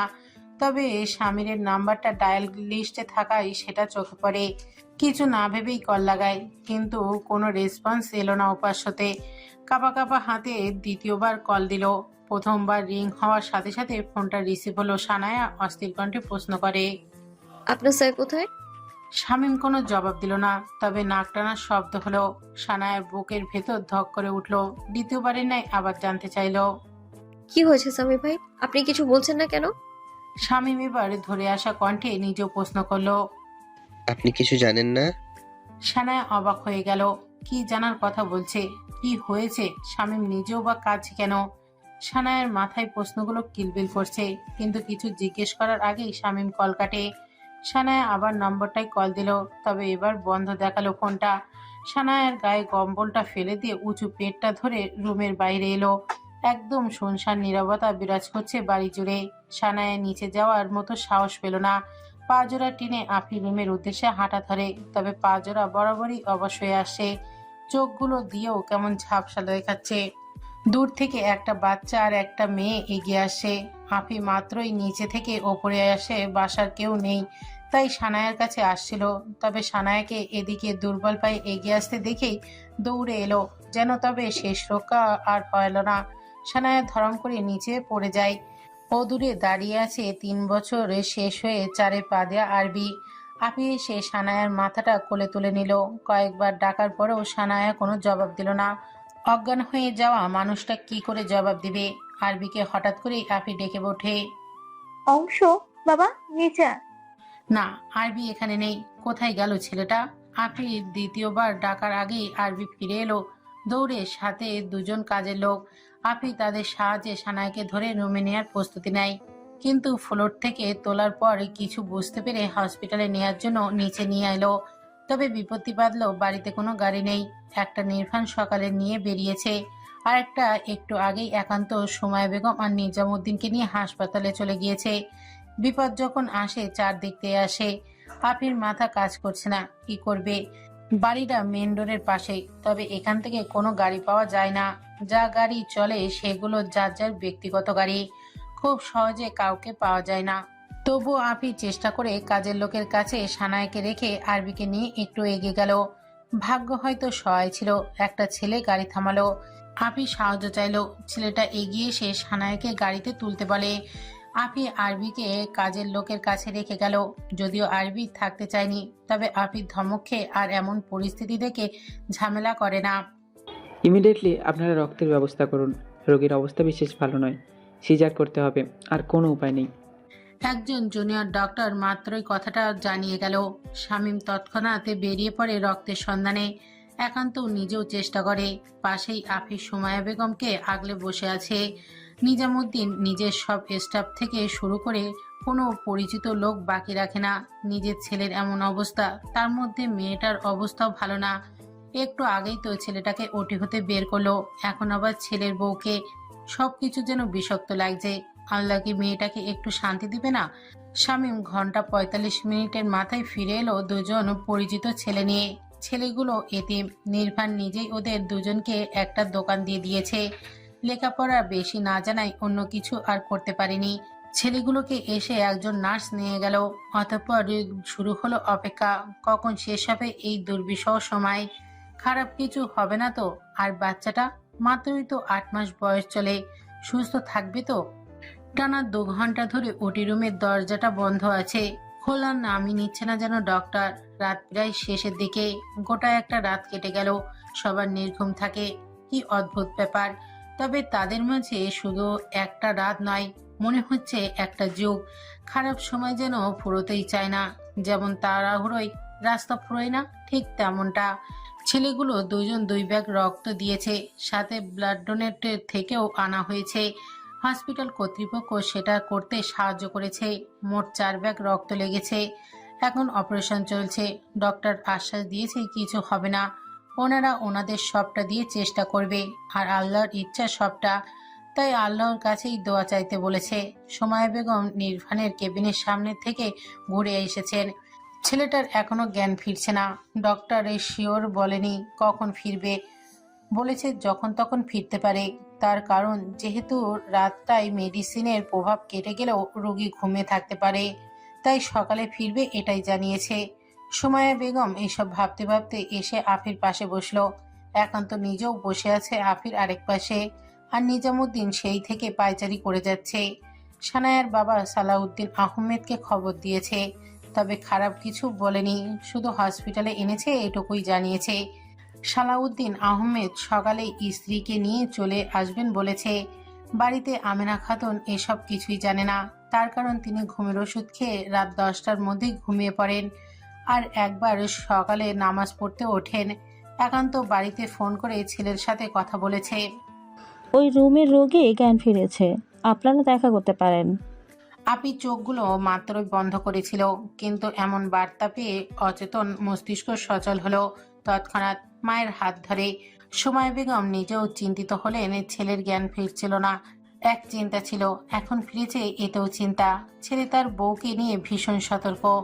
এখন যদি বউয়ের সাথে কথা বলতে চায়, যদি জানতে পারে অবস্থা ভালো নয়, তখন পাগলামি করবে না তো?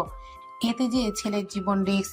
মাথায় আঘাত পেয়েছে, ক্ষত গভীর না হলেও খুব সচেতন থাকতে হবে। জোরে কথা বলা যাবে না, কোনো কিছু নিয়ে টেনশন করা যাবে না।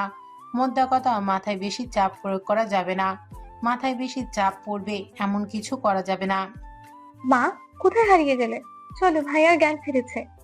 সুমাইয়া বেগমের এমন ভাবনা ছেদ পড়ে আফিরটাকে। সুমাইয়া বেগম চমকায়, তবে নিজেকে সামলে ছেলের কাছে গেলেন। নির্বাণ সবার সাথে কথা বলা শেষে আফিকে কাছে ডাকলো। সবাই চলে এসছিস? বাড়িতে একাও? আফি ভাইয়ের ডাকে কাছে গিয়ে দাঁড়িয়ে থাকে চুপটি করে। একান্ত কথা ঘোরাতে বলল। সানা কিছু জানে না, কাজের লোক সাথে আছে। নির্বাণ চুপ করে গেল, চোখ বন্ধ করে নিল। নিজেকে কেমন অসহায় লাগছে আজ। বইয়ের এমন একটা সিচুয়েশনে সে বইয়ের পাশে থাকতে পারছে না।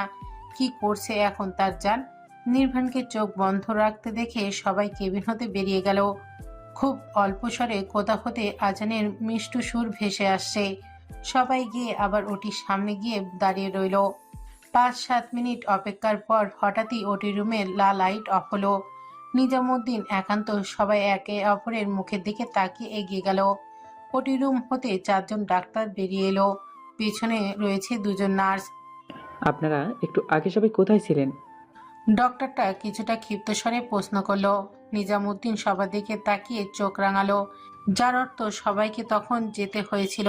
অবশ্য না, যাওয়ার কথাও নাই। এমন একটা খবর পেয়ে কেউ আর কিছু ভাবেনি, ছুটেছিল ছেলের কাছে। আমরা নিজামুদ্দিন কিছু বলার আগেই একটা নার্স পাশ থেকে জানালো। স্যার, ওনাদের একটা রোগী আছে, রাতে অ্যাক্সিডেন্ট হয়েছে, এই ফ্লোরেই 302 নম্বর কেবিনে আছে, একটু আগেই ওনার জ্ঞান ফিরেছে। ও সরি, আপনার যখন ছিলেন না তখন আমাদের নার্সকে দিয়ে বাচ্চাটাকে অবজারভেশনে রাখার জন্য যাওয়ার সময় আপনাদেরকে দেখিয়ে নিতে বলা হয়েছিল, কিন্তু আমাদের নার্স গিয়ে জানিয়েছেন আপনারা কেউ নেই, তাই আপনাদের না জানিয়ে আমরা বাচ্চাটাকে অবজারভেশনে রেখে দিয়েছি। বাচ্চা অপরিপক্ক হওয়াতে আপাতত এখন কিছুদিন অবজারভেশনে রাখতেই হবে। আপনারা সকালে দেখা করতে পারবেন, তবে অবশ্যই যে কোনো একজন। আর বাচ্চা আপনার ঠিক আছে, একটু পর কেবিনে দেওয়া হবে। ডক্টর কথাগুলো বলেই বাকি সবাইকে নিয়ে স্থান ত্যাগ করে। সবাই যেন কথাগুলো শুনে বুকের ওপর থেকে পাথর নেমে গেল। আল্লাহর কাছে শুকরিয়া আদায় করে। আমি বাড়ি চলে যাব, বাড়িতে ট্রিটমেন্টের ব্যবস্থা কর। নির্বাণ সেই সকাল থেকে এই একই কথা বলছে। একান্ত এবার চটে গেল। আফিফ বাড়ি চলে গিয়েছে, নিজামুদ্দিন সানায়ার কাছে আছে, সুমাইয়া বেগম বসে আছে নির্বাণের পাশে চুপ করে। তোর বউ বাচ্চা এখানেই আছে, এখনো বল বাড়ি যেতে চাস? একান্ত রেগে মেগে বলে দিল। সুমাইয়া বেগম তখনও নির্বিকার। এটা লোকানোর জিনিস নয়, তবে ছেলে তার অসুস্থ, তাই চিন্তা করবে ভেবেই জানাবে না ভেবেছিল। কিন্তু ছেলে তার সকাল থেকে বইয়ের জন্য অস্থির হয়ে আছে, তাই জানিয়ে দিয়েছে। বেশ ভালো করেছে বলে মনে করেছেন তিনি। নির্বাণ যেন স্তব্ধ, মিনিট সময়ের জন্য নীরব রইল, অতঃপর অস্থির কণ্ঠে জানতে চাইল। বাচ্চা? তুই কি বলছিস? ওর এখন আরো 2 মাসের কম সময়। কাল রাতেই সিজার করতে হয়েছে, বাচ্চা অবজারভেশনে রাখা হয়েছে, সানায়া ঠিক আছে। সুমাইয়া বেগম নির্বাণের সম্পূর্ণ কথা শেষ করার আগেই বলে ওঠে। নির্বাণ চোখ বন্ধ করে নিল, আর অমনি চোখ থেকে কানের পাশ ঘেঁষে জল গড়িয়ে পড়ল। তার অস্তিত্ব দুনিয়াতে এসেছে, কথাটা ভেবেই নির্বাণের মন আনন্দে ভরে গেল। কিন্তু পরক্ষণেই মনটা আবার খারাপ হলো। কিন্তু তাকে তো এখন ছোঁয়া যাবে না, না মন ভরে দেখা যাবে। দেখা করতে দিবে না? দেবে, ডক্টর একটু পর চেক আপ করতে যাবে, তখন যে কোনো একজন যেতে পারবে। আমি যাব। একান্ত কথা শেষ হওয়ার সাথে সাথেই বলল নির্বাণ। একান্ত মুচকি আসলো। সানায়াকে পাশের কেবিনে দেয়া হয়েছে, নির্বাণ ভালো আছে জানিয়েছে। এতেও সানায়ার ক্ষান্ত হলো না, সে দেখবে। তার কাউকে বিশ্বাস হচ্ছে না। নিজামুদ্দিন শেষমেশ না পেরে ডক্টরের থেকে অনুমতি নিয়ে আয়ার সাহায্যে হুইল চেয়ার করে নির্বাণের কেবিনে আনে। নির্বাণ তখন চোখ বন্ধ করেছিল। একান্ত খাবার আনতে গিয়েছে। সুমাইয়া বেগম বসেছিল পাশে একটা টুলে। আয়াগুলো সানায়াকে রেখে চলে গেল। সুমাইয়া বেগম কিছু বলতেই যাবে, তার আগেই নিজামুদ্দিন ওনাকে বাইরে আসার ইশারা করায় তিনি চুপ করে চলে যায়। সানায়া নির্বাণের হাতটার উপর নিজের হাতটা রাখতেই নির্বাণ নড়ে চড়ে উঠল। চিরপরিচিত স্পর্শ চিনতে এক দণ্ড ভুল হল না। চোখ খুলে সানায়ার দিকে তাকিয়ে মলিন স্বরে বলল, আমার অনুপস্থিতিতে নিজেদের যত্ন নেবে বলেছিলে। আম সরি নির্বাণ, আপনার অবস্থা বুঝতে পেরে আমি নিজেকে ঠিক রাখতে পারিনি। সানায়া নির্বাণের হাতটার উপর নিজের মাথাটা রেখে বলল। নির্বাণ স্যালাইন লাগানো বা হাতটা এগিয়ে এনে আলগোছে সানায়ার মাথার উপর হাতটা রেখে সেইভাবেই থাকে। সময় কারোর জন্য অপেক্ষা করে না। কেটে গিয়েছে আজ 1 মাসেরও বেশি সময়।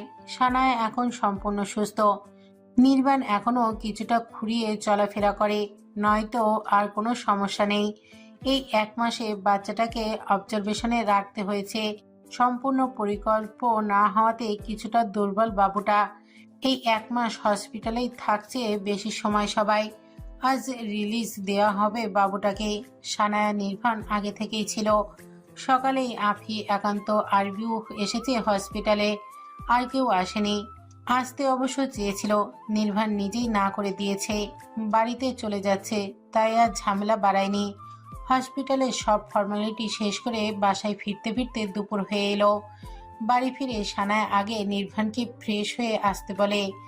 নির্বাণ একটা তোয়ালি নিয়ে ওয়াশরুমে চলে গেল। সানায়া আর বাচ্চার মুখের দিকে তাকিয়ে দেখলো বাবুর ঠোঁটগুলো একদম শুকিয়ে আছে। ডক্টর জানিয়েছে এখন কয়েকদিন ওষুধের কারণে বাচ্চা ঘুমাবে বেশি, তাই খাবারটা ঘুমের মাঝেই যেন দেয়। সানায়া এতদিন একবারও বাবুকে ফিডিং করায়নি। সব সময় ফিডার দেওয়া হতো আর নার্স পরে বাচ্চাকে খাইয়ে দিত। কিন্তু আজ হঠাৎ করেই কেমন একটু অস্বস্তি বোধ করে। তবে বালিশের ওপর শুয়ে মেয়েকে ফিডিং করানোর চেষ্টা চালালো। বেশ অনেকটা সময় নিয়েও কিছু করতে পারে না। শেষবার চেষ্টা করে যখন সানায়া ব্যর্থ হলো, তখনই ওয়াশরুমের দরজাটা খট করে খুলে কোমরে টাওয়াল পেঁচিয়ে নির্বাণ বেরিয়ে এলো। সানায়া অমনি অস্থির হচ্ছিল, তার মধ্যে হঠাৎ নির্বাণের আগমন লজ্জায় নুয়ে এলো। গায়ে ওড়না টেনে নিতে যাবে, তার আগেই নির্বাণ এগিয়ে আস্তে আস্তে বলল, এখানে লজ্জা পর কি আছে ইডিয়েট? আমি সাহায্য করছি, তুমি বাবুকে আমার কাছে দাও। সানায়া আস্তে করে বাচ্চাটাকে নির্বাণের কাছে দিল। তারপর সানায়া উঠে বসে ওর কোলের ওপর একটা বালিশ নিয়ে বালিশের ওপর বাচ্চাটাকে শুয়ে দিল। এখন আর ফিডিং করাতে সমস্যা হচ্ছে না। তবে সানায়ার ভারী অস্বস্তি লাগছে নির্বাণের সামনে। নির্বাণ হয়তো বুঝতে পারলো, তাই আর বউকে বেশি লজ্জা না দিয়ে নিজের কাজ করতে লাগলো। এদিকে সানায়া বাচ্চাটাকে খাইয়ে ঘুম পাড়িয়ে দিল। এরপর ওয়াশরুমের উদ্দেশ্যে হাঁটা ধরল। ওয়াশরুম থেকে বের হয়ে চারিদিকে তাকালো, দেখলো নির্বাণ রুমের কোথাও নেই। দরজাটা চাপিয়ে দিয়ে এসেছে, ওড়নাটা পাশে রেখে টাওয়াল দিয়ে চুলগুলো মুছতে লাগলো। নির্বাণ বারান্দায় শামীমের সাথে কথা বলছিল। কথা শেষে রুমে এসে বইয়ের এমন রূপ দেখে থমকে গেল। আসলে সানায়া সে জামাটা পরে আছে, ওটার গলা অনেকটাই বড়, আবার অনেকটাই ঘেরওয়ালা। নির্বাণকে এমন গভীর দৃষ্টিতে তাকিয়ে থাকতে দেখে ওড়নাটা গায়ে জড়িয়ে নেওয়ার আগেই নির্বাণ সানায়ার কোমর টেনে কাছে নিয়ে আসলো, বলল, আমার ভালোবাসা পেতে চাও বললে হয়, এভাবে। সরি আমি কিছুই দেখিনি। আফিয়ার একান্ত কথাগুলো বলতে বলতে পিছে ফিরে গেল। এতে সানায়া বেশ লজ্জা পেল। এক ঝটকায় নির্বাণের কাছ থেকে নিজেকে ছাড়িয়ে নিল। আফিয়া বলল, অংশ নির্জনাকে দেখতে চাইছিল, এই জন্য আসছে, বাট এসে যে এমন অনাকাঙ্ক্ষিত মুহূর্তে সাক্ষী হবো ভাবতে পারিনি। শেষের কথাটা একটু দুষ্টুমি স্বরেই বলে মুখ টিপে হাসলো। আরবি গিয়ে নির্জনার কাছে বসলো, আলতো হাতে ছুঁয়ে দিল নির্জনার গাল। ছোট নির্জনাও নিজের ছোট্ট হাতের মাঝে পুড়ে নিল আরবির আঙুল। সব সময় গভীর হয়ে থাকা আরবির হঠাৎই মুচকি হাসলো। অতঃপর নির্জনার গালে চুমু খেয়ে একান্তর হাত ধরে বেরিয়ে গেল। দেখে মনে হলো নির্বাণের কপি। এই ছেলেটাকে দেখলে মনে হয় একেবারেই ভাইয়ার কপি। কি বলিস সানায়া? একদম। এরই মধ্যে বাড়ির মেয়েড এসে জানালো তাদের সবাইকে খাবার খেতে ডাকছে। নির্বাণ আর আফি নিচে চলে গেল। রাতে সানায়া বসে আছে একা একা। নির্বাণ সেই যে দুপুরের পর বেরিয়েছে এখনো ফেরেনি। রাত 10টার বেশি বাজে। এসব ভাবতে ভাবতে কখন যে ঘুমিয়ে গিয়েছিল টেরই পায়নি। সানায়া ঘুমের মাঝেই মনে হয় কেউ তাকে গভীরভাবে পর্যবেক্ষণ করছে। সানায়া পিটপিট করে চোখ মেলে তাকালো, আর চোখ খুলতেই দেখলো ও নির্বাণের ফ্ল্যাটে আছে। চারিদিকে একবার চোখ ঘুরিয়ে নির্জনাকে খুঁজলো, না দেখতে পেয়ে জিজ্ঞাসা দৃষ্টিতে নির্বাণের দিকে তাকিয়ে বলল, নির্জনা কোথায়? আর আপনি আমাকে এই রাতের বেলা এখানে কেন নিয়ে এসেছেন? নির্জনাকে মায়ের কাছে রেখে এসছে, আর তোমাকে রাতের বেলা নিয়ে এসছে, যাতে তোমার সাথে একটু কোয়ালিটি টাইম স্পেন্ড করতে পারি। কতদিন হয়ে গেল আমি আমার বউটাকে ভালোবাসতে পারছি না। সানায়ার দিকে এগিয়ে আস্তে আস্তে বলল নির্বাণ। সানায়া বোধহয় নিজেকে একটু গুটিয়ে নিল। সানায়া ভারী লজ্জা লাগছে। মেয়েটা মিনমিন করে বলতে চাইলো, দেখুন, তাই বলে আমাকে এইভাবে নিয়ে আসবেন আপনি? সবাই কি ভাবলো? অশুভ পুরুষ মানুষ। পুরো কথা শেষ করার আগেই নির্বাণ সানায়ের নরম কোমল ঠোঁটজোড়া আঁকড়ে ধরল। সানায়া দম বন্ধ লাগছিল। কতদিন পর নিজের একান্ত ব্যক্তিগত পুরুষটার এমন ভালোবাসাময় স্পর্শ পেল। নির্বাণ সানায়ার ঠোঁটজোড়া ছেড়ে দিয়ে কপালে গভীরভাবে একটা চুমু খেলো। সানায়া বড় বড় নিঃশ্বাস ফেলছে। নির্বাণ আরো একবার সানায়ার ললাটে অষ্ট ছুঁয়ে বলল, ভালোবাসি বউ, এইভাবে আমার হৃদয়ে তুই থাকবি।